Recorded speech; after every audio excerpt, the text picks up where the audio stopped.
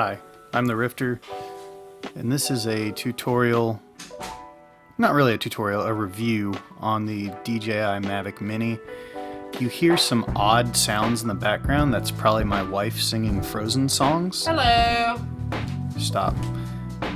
Or, oh my god, it's copyright, don't do that.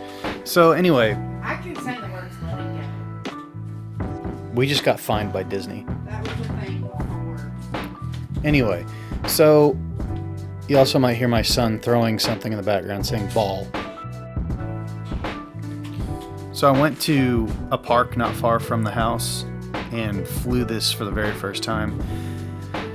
Now keep in mind, I have a lot of jerky motions on this because I had one of the settings set wrong and I really needed to have it set differently. But I'm used to flying racing drones, whatever you call them, racing drones, and you have to have like really quick reaction time on those. This not so much. I had this in cinematic mode or CineSmooth or whatever they call it most of the time. There were also hawks nearby that I really didn't want them to dive bomb my drone and knock it out of the air. But one of the settings that I had wrong was the follow me or follow mode, and then there's an FPV mode. I put the gimbal on FPV mode, so I couldn't figure out why when I turned or used my aileron to the left and right, why the whole thing tilted, like the whole camera tilted. Well, leave it on follow mode because you will get much better performance. It locks your gimbal to the horizon instead of tilting everything. But as you can tell, this whole video is going to be 1080p by... this whole video is going to be 1920 by 1080p at 30 frames per second. Although the first part of this, and I'll label them, was done with 1080p 60 frames per second. The second half will be 2.7K at 30 frames per second. And again, this is just me screwing around with the drone. It's not designed to be anything amazing, but this, I'll have to say, is one of the easiest drones to fly. It was a very windy day across that big open field. I don't live very far from an airstrip, so I couldn't fly it at my house. So I had to go over to this park. That big open field right there, the wind was blowing pretty hard, at almost 20 miles per hour. And this drone was just keeping up with it. I was really impressed because usually the larger drones are the ones that, you know, are more resilient against the wind. And I actually came down here to film storm damage, so the shot that we started out on with the tree being uprooted, that was from tornado-like weather the other day. But yeah, I'll put up on the screen the setting you need to leave on follow mode, simply because I'm thinking FPV mode. I don't know why I thought the camera was going to...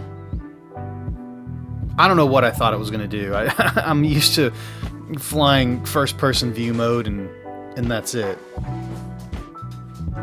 But you definitely want to leave it on follow mode. A few little gripes about this drone. I'm not used to having a takeoff button and a land button. I usually do all that myself, which you can't do with this drone. You have to press takeoff, and then you have to click and hold to take off. And then for landing, you have to click and hold to land. I've never had a return to home function. I did not test that out. But I hear a lot of good things about this drone, and I hear a lot of bad things about this drone. Well, always make sure that your firmware is up to date, which I didn't know these batteries have firmware. I'm used to using LiPo batteries for, again, high discharge rates, so this was a new experience for me, although great drone. There are a lot of jerky movements because at one point I put it in sport mode, and this thing is snappy for more of a cinematic drone for an entry level price.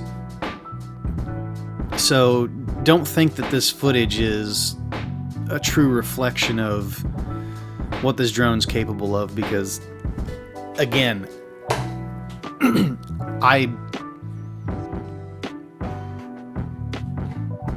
really didn't watch a whole lot of things on this drone. I just watched the video quality, and I figure I could work around whatever kind of quality it was spitting out, which is true, I can. But again, that's one other thing that I did not like about this drone, is how you set the video. I don't know, it's very odd. You have to click, there's a red button you have to click, and then it goes into the menu where you can select your resolution and your frame rate.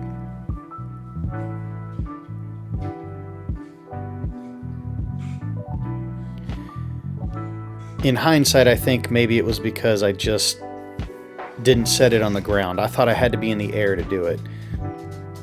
But that's just small gripes. It's nothing huge.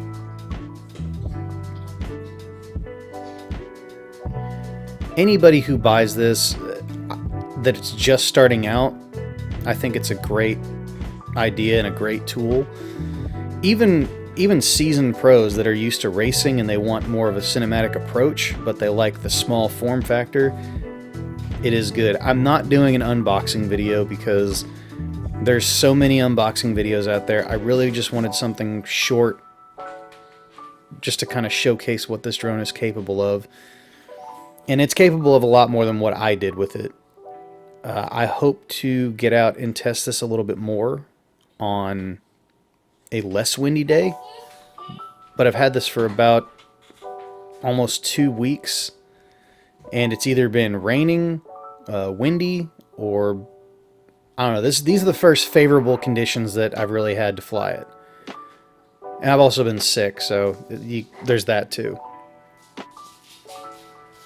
Anyway, the ease of use is great. You also have a map that you can, like if you lose video connection with your drone, there's a map at the bottom you can click, and it will bring up on the screen, so you can just fly it back home like that. You don't have to have video feed to fly this back, which is very interesting.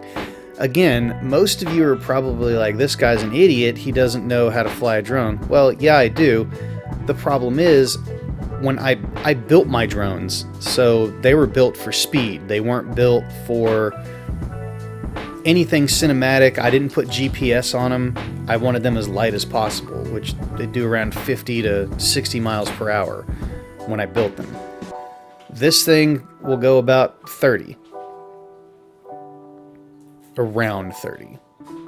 Anyway, short review. I would say if you buy this drone, you won't be disappointed. Again, people complain about this drone. I don't think they have everything updated, like their batteries. You need to have your firmware for the drone updated. Just make sure that you clear out all the warnings, and by clear out, I mean actually update your stuff. But again, enjoy the footage. Thank you for watching. Like, share, and subscribe. 210 subscribers. Bye.